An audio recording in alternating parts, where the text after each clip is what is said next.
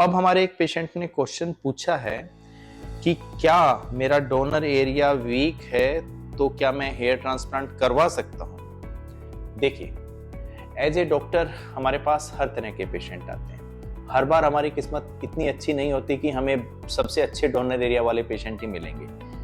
तो donor area weak है तो हेयर ट्रांसप्लांट हो सकता है। और बहुत बार जब भी पेशेंट आते हैं ना, सब लोग फ्रंट हेयर लाइन ये कर दो, लेकिन मेरा सबसे ज्यादा ध्यान जाता है उनके डोनर एरिया पे। क्या आपका बैंक तो यही है भाई, ग्राफ्ट तो हमें यहीं से निकालने होते हैं। यदि ये अच्छे नहीं है या ये पूरे नहीं है तो हम सर्जरी नहीं कर पाएंगे। तो बहुत बार हमें जवाब भी देना होता है। तो देखिए, अब सबसे पहले डोनर एरिया वीक का मतलब भी बहुत लोग कंफ्यूजन में होते हैं, भाई मेरा वीक है, कई बार उनका स्ट्रॉन्ग होता है। वीक का मतलब क्या है? पहली चीज, डोनर एरिया की जो डेंसिटी है वो बहुत कम है, बाल आपके दूर दूर है तो कम ग्राफ्ट है।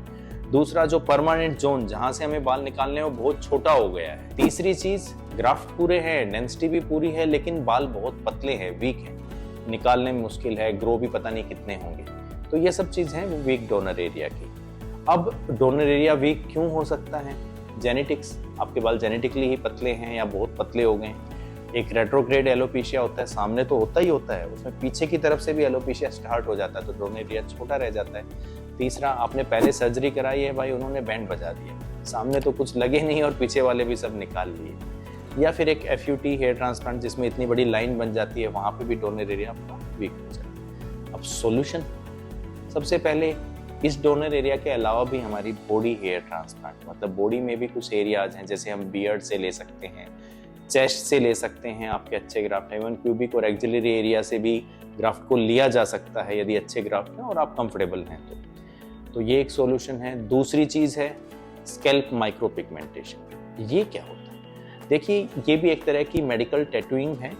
ग्राफ्ट जहाँ पे कम है, डेंसिटी देनी है, ग्राफ्ट नहीं लगाने को, कितने हैं ही नहीं, तो वहाँ पे हम ये टैटूइंग कर सकते हैं। तो एज ए कैमोफ्लेज इफेक्ट आपकी डेंसिटी अच्छी दिखाई देती है। अब तीसरा सॉल्यूशन क्या है? Strategic planning and graft. मतलब ग्राफ्ट तो लिमिटेड है, अब डॉक्टर आपका बड़ा एक्सपीरियंस्ड है तो कहाँ लगाने हैं ये स्ट्रेटेजी बनाना बहुत जरूरी है। ये तो बल्कि पूरे में ही बनानी चाहिए, आपके ग्राफ्ट खूब हैं तो भी उनका प्रॉपर यूज होना चाहिए। तो जनरली डोनर एरिया वीक है, पूरा सिर हम नहीं कर सकते तो हम कहते हैं भाई हम सामने कर देंगे अच्छी डेंसिटी में, सारे के सारे बाल यहीं लगा देंगे।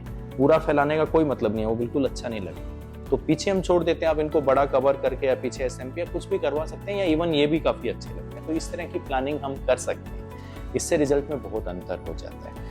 और एक और चीज़ भी है, आप देखिए मेडिकल सॉल्यूशंस की तरफ आप गए नहीं हैं।